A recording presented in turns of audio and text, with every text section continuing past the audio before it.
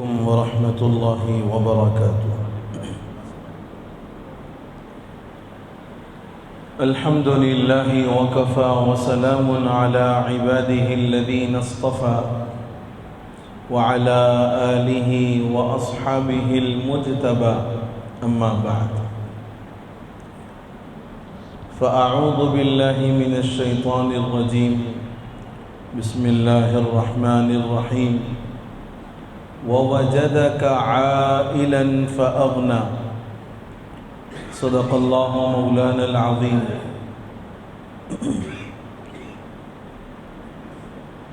قابل احترام عزیز بزرگوں، نوجوان بھائیوں، سیرت النبی صلی اللہ علیہ وسلم کا جو سلسلہ ماہ ربیع الاول سے شروع ہوا تھا، گزشتہ مجلس میں ہماری بات یہاں تک پہنچی کہ آپ صلی اللہ علیہ وسلم اپنی والدہ کے بعد اپنے دادا عبد المطلب اور دادا کے بعد اپنے چچا ابو طالب کی کفالت میں آ گئے۔ جس وقت آپ ابو طالب کی کفالت میں آئے ہیں، عمر مبارک 8 سال سے متجاوز تھی۔ جب آپ کی عمر مبارک 12 سال کو پہنچی، روایات میں ہے کہ عربوں کا معمول تجارت کا رہا ہے، اور وہ 2 اسفار سال بھر میں کیا کرتے تھے، ایک گرمی کے موسم میں اور ایک سردی کے موسم میں۔ ابو طالب بھی تجارت پیشہ تھے، اور حضور اکرم صلی اللہ علیہ وسلم سے اپنے حقیقی بیٹوں سے زیادہ محبت فرماتے تھے۔ اتنی محبت تھی کہ زندگی کے آخری لمحے تک ابو طالب نے حضور کا ساتھ نہیں چھوڑا۔ سرداران قریش کئی مرتبہ آئے، حضور کی شکایت کی کہ آپ کے بھتیجے نے ایک نئے دین کو لوگوں کے درمیان میں رائج کیا ہے، اور لوگ اس نئے دین کو قبول کرنے کی وجہ سے آپس میں ایک دوسرے کے دست و گریباں ہیں، لڑ رہے ہیں، آپ اپنے بھتیجے کو سمجھائیں۔ ابو طالب ہر مرتبہ حضور کے لیے ڈھال بنے رہتے تھے، اور ان ساری محبتوں کے باوجود آخری وقت میں ابو طالب نے کلمہ نہیں پڑھا۔ حضور نے یہاں تک فرمایا، روایات میں یہاں تک ہے کہ چچا، اگر آپ کو اپنے قبیلے، اپنی قوم کے عار دلانے کا اگر خدشہ ہے، اگر آپ کو اس بات کا ڈر ہے کہ آپ اگر کلمہ پڑھیں گے تو آپ کی قوم آپ کو عار دلائے گی، تو آپ ایک کام کریں، چپکے سے میرے کان میں پڑھ دیں۔ آپ چپکے سے میرے کان میں پڑھ دیں، میں اللہ کے حضور میں گواہی دے دوں گا۔ لیکن بہرحال ہدایت مقدر نہیں تھی۔ حضور سے اتنی سچی پکی عقیدت اور محبت کے باوجود وہ اس نعمت عظمیٰ سے محروم رہے۔ تو ابو طالب بھی تجارت پیشہ تھے۔ عمر مبارک آپ کی 12 سال کو جب پہنچی، حضرت ابو طالب تجارتی سفر کے لیے نکل رہے تھے، اور آپ کا یہ ہمارا مشاہدہ ہے کہ بچوں کا ایک ذہن ہوتا ہے کہ اگر گھر کے بڑے کہیں دور جائیں تو ان کے ساتھ یہ بھی سفر پر چلیں۔ حضور کے بھی دل میں یہ خواہش پیدا ہوئی کہ میں اپنے چچا کے ساتھ تجارتی سفر پر ان کے ہمراہ چلوں، ان کے ساتھ شام کا سفر کر لوں۔ ابو طالب نے فرمایا کہ بیٹا، موقع صحیح نہیں ہے، اور سامان بہت زیادہ ہے، میں آپ کو لے کر نہیں جا سکتا، پھر کسی اور موقع پر دیکھیں گے۔ بات سمجھا منع کر کے خاموش کرنے کی کوشش کی، لیکن جو بچوں کے چہروں پر وہ چیز اور وہ آثار نظر آ جاتے ہیں. آپ اور ہم بچوں کے چہرے دیکھ کر کے سمجھ سکتے ہیں کہ ہماری اس بات سے بچہ خوش ہو گیا ہے، مطمئن ہو گیا ہے یا ناخوش ہوا ہے. یہ ہمارا روزمرہ کا مشاہدہ ہے. حضور کے چہرے پر بھی کچھ آثار ایسے تھے کہ ابو طالب کے اس انکار پر آپ کے چہرے سے غم کا اور ناپسندیدگی کا اظہار ہو رہا تھا کہ یہ فیصلہ نامناسب ہے، میں چلنا چاہتا تھا لیکن چاچا نے مجھے روک دیا ہے. تو ابو طالب چہرہ دیکھ کر کے سمجھ گئے اور حضور کو اپنے ساتھ لے کر ملک شام کا آپ نے سفر فرمایا. لیکن یہ سفر آپ کا مکمل نہیں ہو پایا. یہ جو تجارتی قافلے تھے، یہ تجارتی قافلے ایک راہب کے گھر کے پاس سے گزرتے تھے جس کو صومعہ کہا جاتا ہے، عبادت خانہ. تقریباً قافلے اس کے صومعے کے سامنے سے گزرتے ہیں. وہ اپنی عبادت میں بالکل مگن، اس کو کسی کے آنے جانے کی کوئی نہ فکر ہوتی نہ اطلاع ہوتی. اتفاق یہ کہ جب حضور اکرم صلی اللہ علیہ وسلم اس قافلے میں موجود ہیں، حالانکہ یہ قافلہ اس سے پہلے بھی کئی مرتبہ گزر چکا ہے، لیکن جب حضور اس قافلے میں موجود تھے تو وہ راہب اپنے صومعے سے نکل کر باہر آیا. کتابوں میں اس کا نام بحیرہ راہب لکھا ہے. اس راہب نے ان قافلے والوں کو بغور دیکھا، ہر ایک کا ہاتھ پکڑا. جب نبی پاک صلی اللہ علیہ وسلم کا اس نے ہاتھ پکڑا، کہا ھذا سید العالمین، ھذا رسول رب العالمین. کہا یہ سارے عالم کے سردار ہیں، یہ پروردگار عالم کی طرف سے رسول بنا کر بھیجے گئے ہیں. ابھی عمر مبارک 12 سال کی. لوگوں کو بڑا تعجب ہوا کہ یہ راہب کیا کہہ رہا ہے. اس نے کہا کہ میں نے اپنی آسمانی کتابوں میں جن بشارتوں کو پڑھا ہے اور جس نبی کے بارے میں ہمیں اپنی آسمانی کتابوں میں بتایا گیا ہے، یہ وہی نبی یہ برحق ہے. لوگوں نے پوچھا کہ تمہارے پاس دلیل کیا ہے؟ یہ زمانہ دلیل کا ہے نا. یہی زمانہ نہیں بلکہ ہر عقل مند آدمی کسی بھی نئی بات پر دلیل ضرور طلب کرتا ہے. اور یہ یاد رکھنا چاہیے کہ اگر کوئی مسئلہ دینی ہو تو واقعتاً دین کے مسئلے کو سمجھنے کے لیے قرآن، سنت، اجماع صحابہ یا پھر مجتہدین کا قیاس، اگر یہ 4 چیزوں سے کوئی بات دین کی واقعتاً ثابت ہو رہی ہے ضرور کرنا چاہیے. اور اگر چل چلائی بات ہے جس کے پیچھے کوئی قطعی دلیل نہیں ہے تو پھر مزید تحقیق کرنی چاہیے. اور جب تک اطمینان قلب نہ ہو جائے اس پر عمل کرنے کے لیے اپنے آپ کو فوراً تیار نہیں کرنا چاہیے. تو لوگوں نے اس راہب سے سوال کیا کہ یہ بتاؤ کہ تم نے کیسے جانا کہ یہ وہی رسول ہیں جن کی بشارت تمہاری آسمانی کتابوں میں دی گئی؟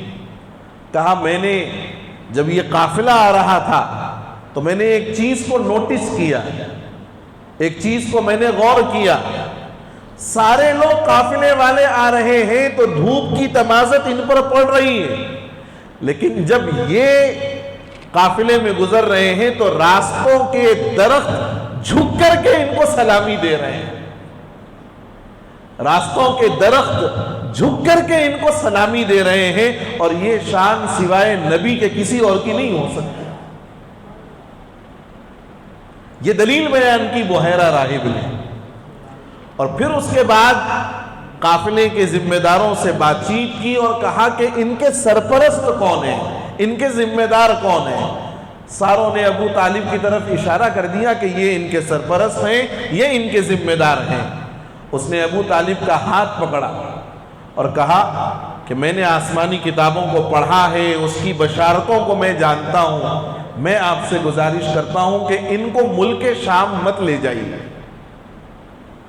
اس لیے کہ اگر رومیوں نے ان کو دیکھ لیا، رومی جو آسمانی کتابوں کو جاننے والے ہیں، اگر انہوں نے ان کو دیکھ لیا تو مجھے اندیشہ ہے کہ کہیں وہ ان کے قتل کے در پر نہ آ جائیں۔ بحیرہ کے اس مشورے کے بعد حضور اکرم صلی اللہ علیہ وسلم کو خواجہ ابو طالب نے واپس کرنے کا ارادہ فرمایا۔ اچھا، پھر ایک اور علامت جو حضور کے نبی برحق ہونے کی بحیرہ نے بیان کی، وہ یہ کہ دوپہر کے کھانے کے بعد سارے ساتھی لیٹ گئے قیلولے کے لیے، اور جتنی چھاؤں کی جگہ تھی جہاں ٹھنڈک محسوس ہو رہی تھی، ساری جگہوں پر ان کے ساتھی کہیں نہ کہیں اپنا بستر ڈال کر کے لیٹ گئے۔ حضور کہیں باہر گئے تھے، آپ جب تک واپس تشریف لائے ساری جگہوں پر لوگوں نے آرام کرنے کے لیے اپنا بستر لگا دیا۔ حضور نے دیکھا کہ اب میں کہاں آرام کروں، تو حضور ایک مقام پر گئے جہاں کوئی درخت نہیں تھا، کوئی سایہ نہیں تھا، لیکن آپ نے جب وہاں بستر لگایا، بحیرہ راہب یہ کہتا ہے میں نے اپنی آنکھوں سے دیکھا ہے کہ ادھر کے درخت یوں جھک کر کے آپ کے لیے سایہ کر رہے تھے۔ یہ آپ کے نبی برحق ہونے کی دوسری دلیل۔ پھر اس کے بعد بحیرہ نے اپنے آسمانی کتابوں کی بشارتوں کے پیش نظر ابو طالب سے کہا کہ آپ ان کو واپس کر دیں۔ حضور کو واپس کر دیا گیا۔ آپ ملک شام مکمل تشریف نہیں لے گئے، آپ درمیان سے واپس آ گئے۔ درمیان سے واپسی ہوئی، ابو طالب بھی سفر سے واپس آ گئے۔ اس درمیان میں دو اہم چیزیں حضور پاک صلی اللہ علیہ وسلم کی سیرت مبارکہ کی، ایک ہے حرب فجار، ایک لڑائی کا نام ہے جو قبیلہ قریش اور قبیلہ قیس کے درمیان میں ہوئی۔ ایک مرتبہ قبیلہ قیس غالب آیا قریش پر، اور دوسری مرتبہ قریش قبیلہ قیس پر غالب آیا۔ اور یہ لڑائی چونکہ قریش کی تھی تو قریش کے سارے لوگ اس کے اندر موجود تھے، اور حضور اکرم صلی اللہ علیہ وسلم بھی اپنے چچازاد بھائیوں اور چچاؤں کے کہنے کی وجہ سے اس لڑائی میں آپ نے شرکت کی، لیکن سیرت نگاروں نے لکھا کہ آپ نے کسی پر ہاتھ نہیں اٹھایا اور آپ کی وجہ سے کسی جان کو کوئی تکلیف نہیں پہنچی۔ یہاں ایک بہت اہم سبق ہے کہ باوجود ایک خاندان کی یہ لڑائی ہے، پورا قبیلہ اس کے اندر شریک ہے، حضور بھی بنفس نفیس شریک ہیں، لیکن آپ صلی اللہ علیہ وسلم کے طرز عمل سے اور آپ صلی اللہ علیہ وسلم کی ذات سے کسی انسان کو، کسی آدمی کو کوئی تکلیف نہیں پہنچی۔ آج ہمارے اپنے زندگیوں کا تھوڑا سا جائزہ لے کر کے دیکھ لیں کہ ہماری جانب سے اور ہماری ذات سے ہم کتنے لوگوں کے لیے مفید بن رہے ہیں، یا ہماری ذات سے کسی کو کوئی تکلیف تو نہیں ہو رہی۔ میرے بزرگوں، یہی اخلاق ہے اصل میں۔ لوگ جو متاثر ہوئے ہیں اسلام سے، نعوذ باللہ، 1000 مرتبہ نعوذ باللہ، تیر تلوار سے کوئی متاثر نہیں ہوا، لوگ متاثر ہوئے ہیں مسلمانوں کے اخلاق سے۔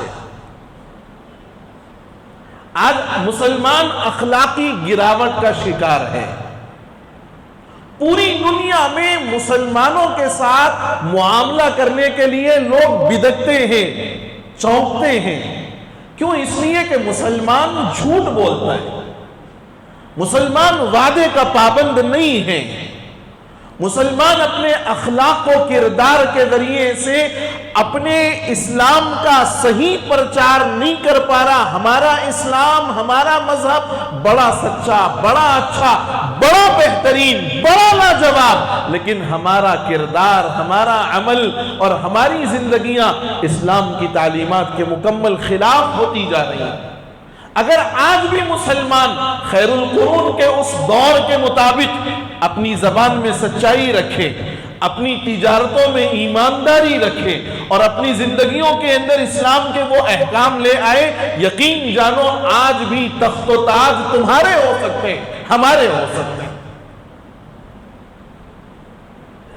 بہرحال نبی پاک صلی اللہ علیہ وسلم حرب فجار میں شریک تو ہوئے ہیں، لیکن آپ نے اپنی ذات سے کسی کو کوئی تکلیف یا کوئی نقصان ہرگز نہیں پہنچایا۔ اس کے بعد کا ایک دوسرا اہم پہلو سیرت مبارکہ کا حلف الفضول، حلف الفضول کا ہے۔ حلف کے معنی قسم اٹھانا، اور فضول کا مطلب ہوتا ہے وہ فضول نہیں جو ہم بولتے ہیں، باہر سے آنے والے وہ بیوپاری، وہ تاجرین جن پر علاقے والے ظلم کر کے ان کا مال وغیرہ چھین لیتے ہیں۔ ایسا ہوتا ہے ہمارے پاس بھی۔ یہ لائن میں اگر کوئی نئی منڈی آ جائے، نئی دکان لگ جائے تو آس پاس والے دادا گیری شروع کر دیتے ہیں۔ آس پاس والے دادا گیری شروع کرتے ہیں، کون ہے بھائی، کیوں آ گئے آپ، یہ ہمارا ایریا ہے، ہمارا علاقہ ہے۔ تو ایسے بیوپاری جن پر علاقے والے ظلم کر کے ان کا مال چھین لیتے ہیں یا ان کی رقم ان کو نہیں لوٹاتے، تو ایسے لوگوں کی مدد کے لیے ایک کمیٹی قائم ہوئی تھی جس کا نام تھا حلف الفضول۔ عبداللہ ابن جدعان یہ مکے کا بڑا سخی آدمی تھا۔ سارے جب اس میٹنگ کے لیے آئے تو ساروں کے لیے کھانے کا انتظام کیا اور ساروں کے ساتھ حسن سلوک کیا اور کہا کہ میرا دل دکھتا ہے کہ جب میں کسی اجنبی کو دیکھتا ہوں ہمارے علاقے میں آ کر کے وہ پریشان ہوتا ہے اور اس کو پریشان کرنے والا کوئی اور نہیں، ہمارا اپنا علاقے والا۔ حضور صلی اللہ علیہ وسلم نے اس کمیٹی کے قیام پر فوری لبیک کہا اور کہا کہ یہ انسانیت والا عمل ہے، لوگوں کو اچھائی کی طرف بلانے والا اور لوگوں کے ساتھ خیرخواہی کرنے والا یہ عمل ہے، میں اس میں فوراً شریک ہوں۔ اور حضور نے مدینہ جانے کے بعد بھی فرمایا تھا کہ اگر آج بھی کوئی مجھے حلف الفضول کے لیے بلائے میں فوراً تیار ہوں۔ علاقوں میں، محلوں میں اس قسم کے بڑے اثر و رسوخ رکھنے والوں کے ذریعے سے ایسے کمیٹیاں بننی چاہیے جہاں واقعتاً کسی مظلوم کی فریاد رسی ہو سکے، جہاں کسی پر ظلم ہو رہا ہو تو اس ظلم کے خلاف اس کی مدد کی جائے، جہاں کوئی غریب، یتیم اور یسیر ہو تو اس کے سر پر ہاتھ رکھنے والے کوئی موجود ہو۔ ایسی چیزیں ہونے کی ہیں، کرنے کی ہیں۔ بہرحال یہ دو اہم چیزیں حضور پاک صلی اللہ علیہ وسلم کی سیرت مبارکہ کی۔ لیکن جو آپ کی عمر بڑی ہوتی گئی، ایک روایت میں ہے کہ آپ نے 20 سال کی عمر میں بھی شام کا سفر کیا، لیکن دوسرے سفر کے متعلق یہ بات مشہور ہے کہ آپ بی بی خدیجہ رضی اللہ عنہا کا مال لے کر کے ملک شام کے لیے گئے، اور اس موقع پر آپ کی ملاقات نستورہ نامی راہب سے ہوئی۔ یہ بھی ایک عیسائی مذہب کا ماننے والا تھا۔ اس نے آپ کو جانچنا چاہا، اس نے آپ کو پرکھنا چاہا، اس لیے کہ آسمانی کتابوں کے اعتبار سے وہ تو سمجھ گیا۔ کسی معاملے میں جھگڑا ہو گیا حضور کا اور ایک آدمی کا، غلطی سامنے والے کی ہے اور وہ بڑی بڑھ چڑھ کر کے باتیں کر رہا ہے۔ حضور سے کہا کہ اگر تم سچے ہو تو ایک کام کرو، لات اور عزا کی قسم کھاؤ۔ یہ دو بت تھے مکے والوں میں، لات اور عزا، قرآن پاک میں بھی اس کا تذکرہ آیا ہے۔ حضور نے فرمایا کہ میں لات اور عزا کی قسم نہیں کھاتا، بلکہ میں جب بھی ان کے سامنے سے گزرتا ہوں تو اعراض کر کے گزرتا ہوں، ان کی طرف نظر بھی نہیں کرتا، میں ان کی قسم نہیں کھا سکتا، باقی معاملہ تم جو چاہو کر لو لیکن میں قسم نہیں کھاؤں گا۔ تو نستورہ راہب نے دیکھا کہ میں نے آسمانی کتابوں میں جس نبی کی بشارت پڑھی تھی وہ یہی کہ وہ اللہ کے نام کے علاوہ کسی اور کی قسم نہیں کھا سکتا۔ حضور حضرت خدیجہ کے مال کو لے کر کے ملک شام کے دوسرے سفر پر آئے ہیں، اور حضرت خدیجہ نے مال لے جانے سے پہلے یہ بات کہی کہ میں اوروں کو مزاربت کا مطلب ہوتا ہے مال ایک کا ہے، محنت ایک کی۔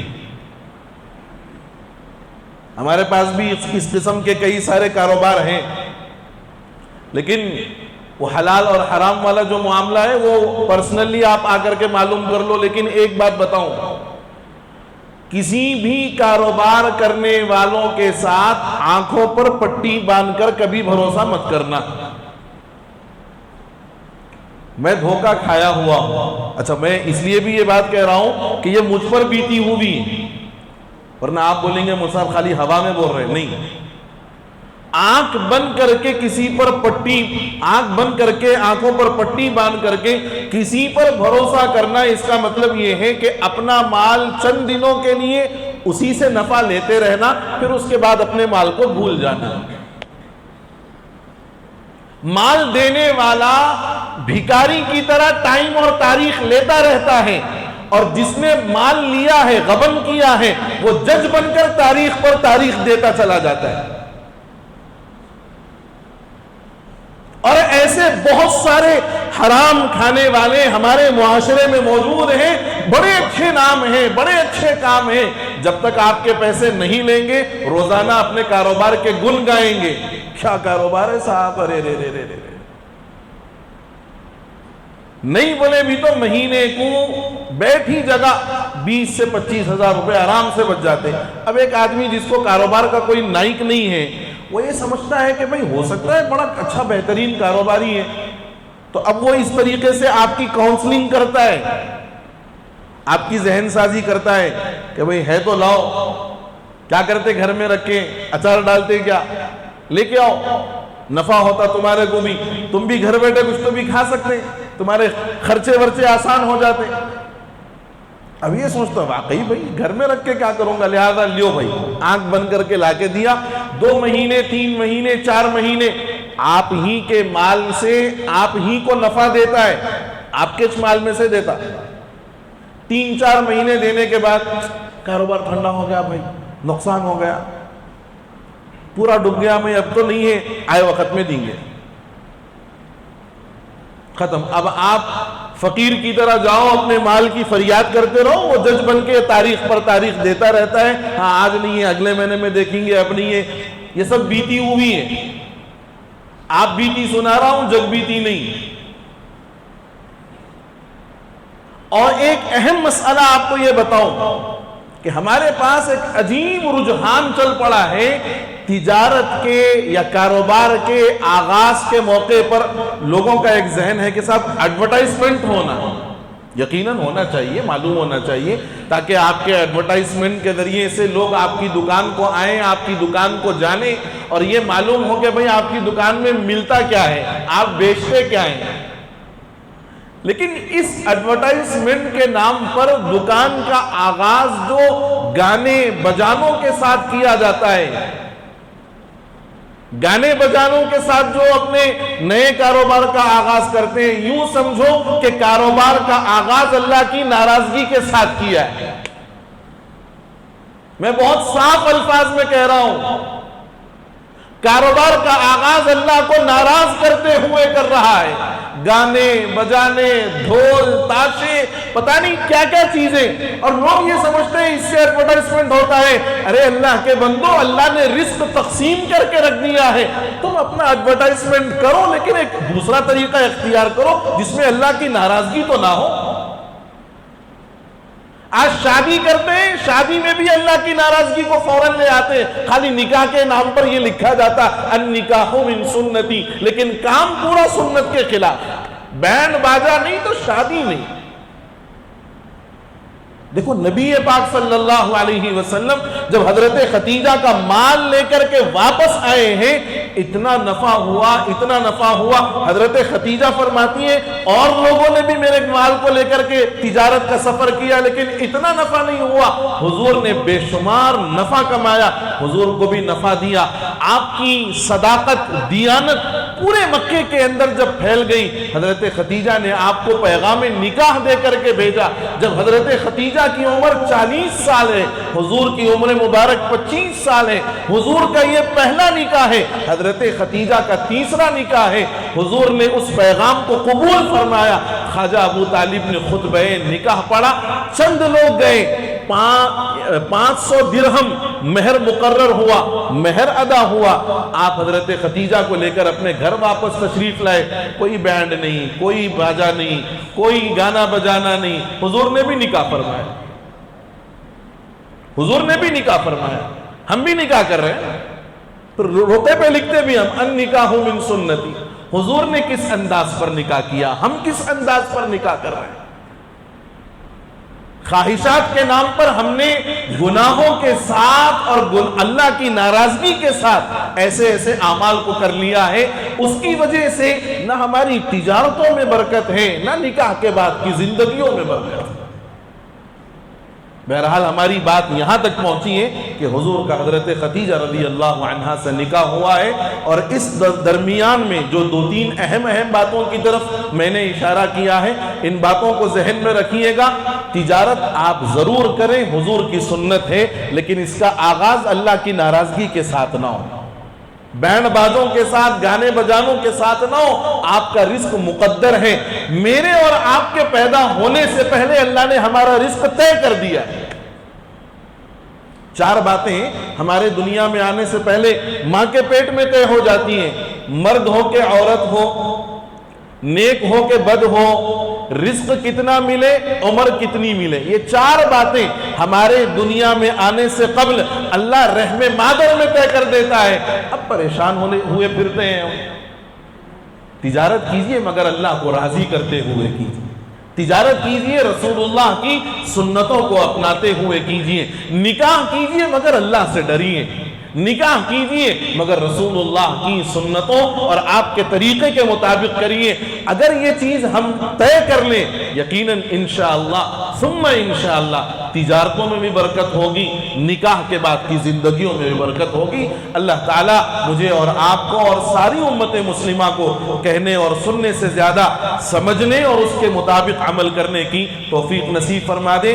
آمین. والسلام علیکم ورحمۃ اللہ وبرکاتہ. وآخر دعوانا ان الحمد للہ رب العالمین.